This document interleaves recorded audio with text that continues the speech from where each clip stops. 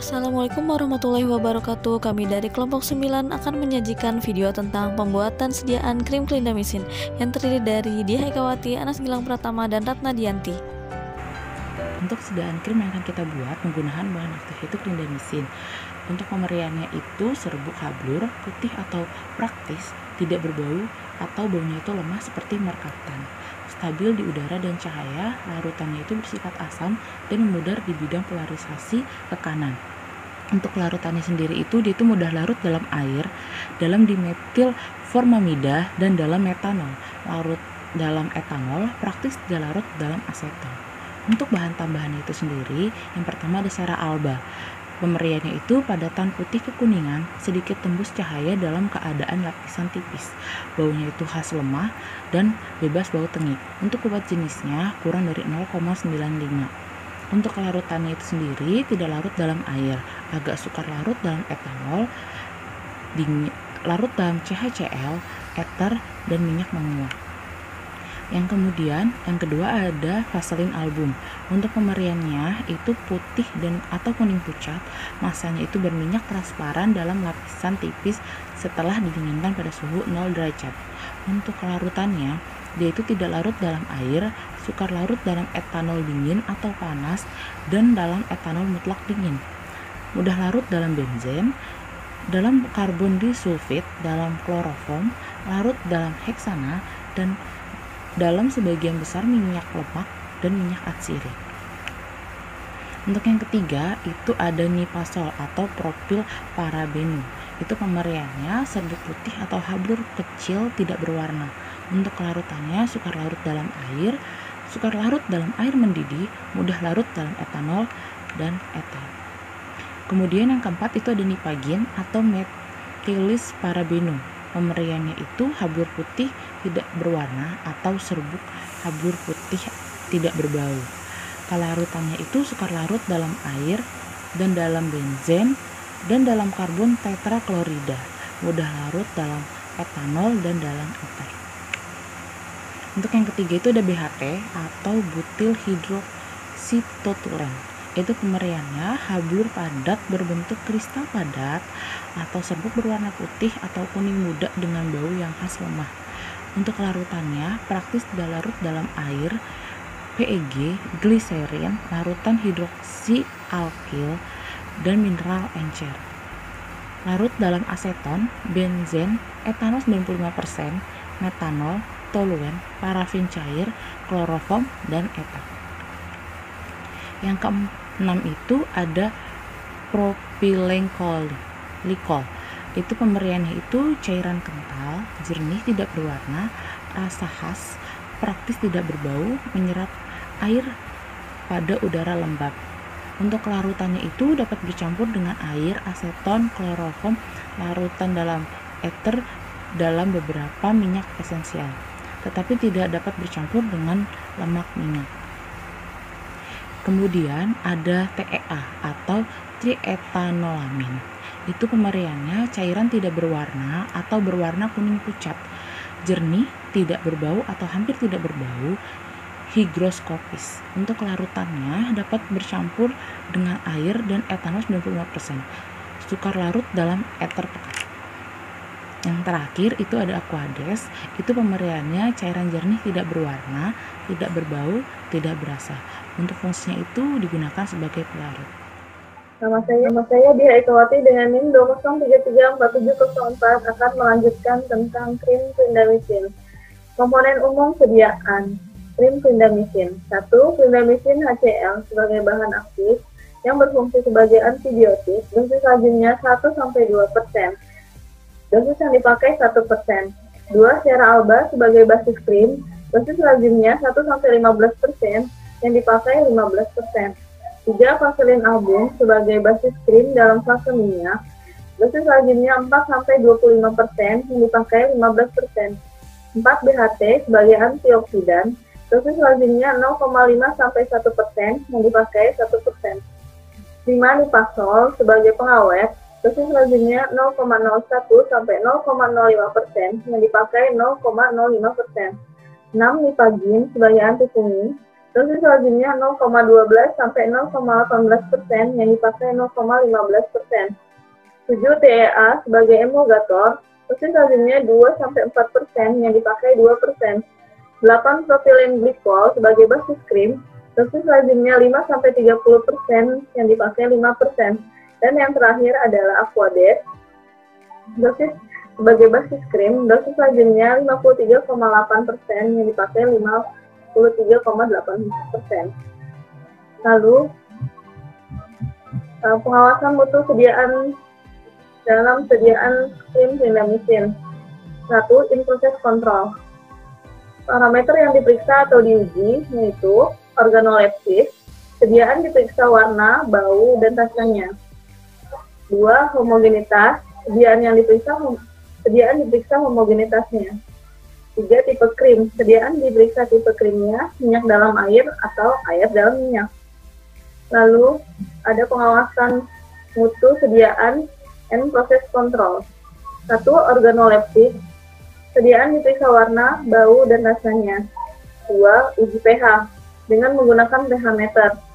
3. Stabilitas dengan pembenihan berdasarkan pengontrolan suhu dan waktunya. Dilihat ada pertumbuhan mikroba atau tidak. 4. Ukuran partikel dengan cara mikroskopik menggunakan mikroskop. 5. Viskositas menggunakan viskometer Brookfield dengan rumus biel reading dikali faktor. Lalu sifat alir dibuat grafik antara RPM dan gaya. Harus memenuhi syarat iksotropik atau plastis. Lalu kecepatan sedimentasi. Dihitung pengendapan pada waktu tertentu, dilakukan pengamatan selama 1 jam, dan dibuat grafik dari hasil pengamatan. Perhitungan laju sedimentasi sama dengan volume endapan pada waktu tertentu dibagi volume endapan awal. 8. Volume sedimentasi. Gunakan gelas ukur setiap 10 menit, catat endapan dalam 1 jam. Rumus HU per HO. Selanjutnya, buat grafik volume sediaan HU per HO, diplot sebagai koordinat sumbu Y dan waktu sebagai absisnya dengan sumbu X, sebagai sumbu X. 9. Evaluasi kimia. 10. Uji efektivitas pengawet. Dengan pembenihan, kemudian hitung jumlah mikroba viabel. Nama saya Anas Gilang Pratama, NPM 20334708. Pertama ini adalah dimana kita akan mencampurkan terlebih dahulu masing-masing bahan berdasarkan jenis fasenya, yaitu ada fase minyak dan fase cair. Jadi untuk yang bahan-bahan fase minyak dicampurkan, kemudian dilakukan peleburan. Begitu pula juga dengan bahan-bahan yang termasuk dalam fase air juga dicampur dan dilakukan peleburan hingga seluruh fase ini dalam keadaan terlebur sempurna.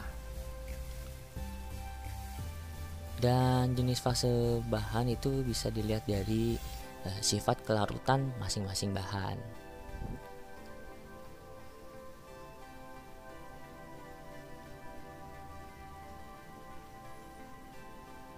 Oke, selanjutnya dilakukan peleburan terhadap kedua jenis fase sampai benar-benar melebur sempurna.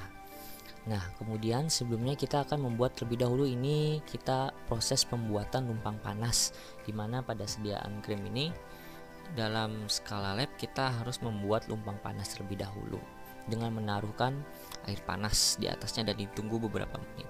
Kemudian setelah kedua fase tadi melebur dengan sempurna, kita masukkan keduanya, kita campur di dalam lumpang, kemudian kita lakukan pengadukan.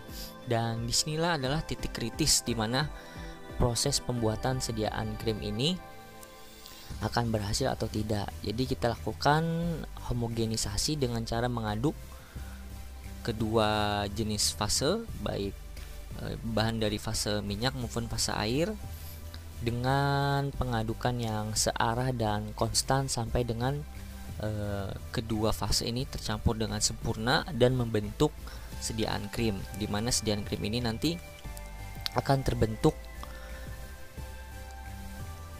Ya, ini sediaan krim ini sudah jadi ya.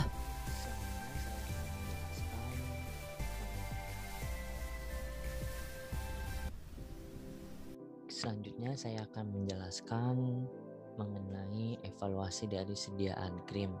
Yang pertama-tama yang akan kita lakukan adalah menguji stabilitas dari sediaan krim ini dengan melakukan metode cycling test, di mana krim disimpan pada suhu kurang lebih 4 derajat Celcius selama 24 jam dan kemudian disimpan kembali pada suhu kurang lebih 40 derajat selama 24 jam.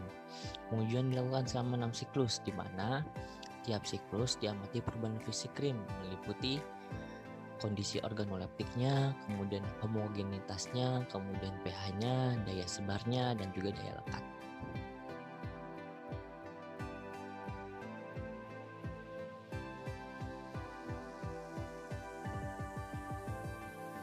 Kemudian evaluasi selanjutnya adalah uji organoleptik, di mana caranya adalah dengan mengamati bentuk, kemudian bau, warna, dan rasa dari sediaan krim. Tapi kalau untuk rasa tidak dianjurkan untuk dilakukan organoleptik ya. Kemudian evaluasi selanjutnya adalah pengukuran pH sediaan krim.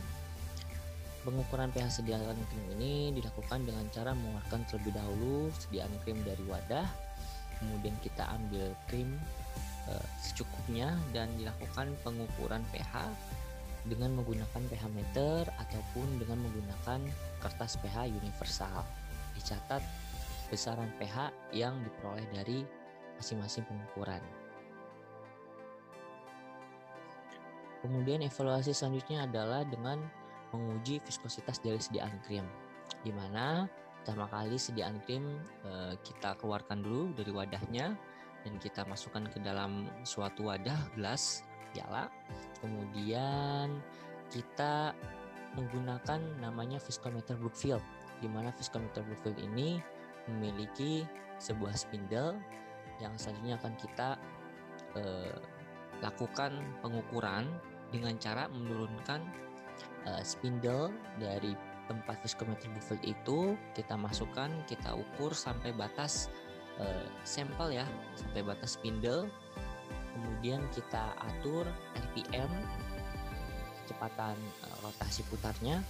Kemudian kita nyalakan, kita aktifkan viskometer Brookfield-nya, dan spindle dari viskometer ini akan berputar. Kita lihat jarum merah pada skala dan baca angka yang ditunjukkan oleh jarum. Nah, kalau untuk mengukur viskositasnya, maka pembacaan dikalikan pada satuan faktor yang terdapat pada tabel setiap alat viskometer. Kita juga dapat melakukan perubahan RPM untuk mendapatkan viskositas dari berbagai macam atau varian dari RPM tersebut. Kemudian evaluasi terakhir yaitu melakukan uji volume sedimentasi ya, dengan cara diletakkan di atas ketan milimeter blok. Salah Bray.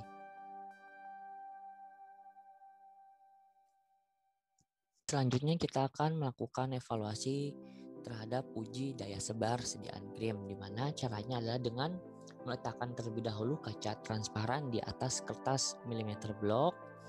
Kemudian kita letakkan sebanyak 0,5 gram krim, kemudian kita tutup krim tersebut dengan kaca transparan dan dibiarkan selama 1 menit terlebih dahulu untuk mendapatkan diameter penyebaran yang terbentuk. Kemudian setelah 1 menit kita tambahkan beban di atas kaca transparan tersebut. Boleh beban seperti sebesar 50 gram, 100 gram, dan juga 150 gram. Kemudian kita amati kembali diameter penyebaran yang terbentuk. Nah, untuk spesifikasi sediaan krim yang baik itu adalah krim dapat menyebar dengan mudah dan merata. Sekian dari kelompok kami, kurang dan lebihnya mohon maaf. Wassalamualaikum warahmatullahi wabarakatuh.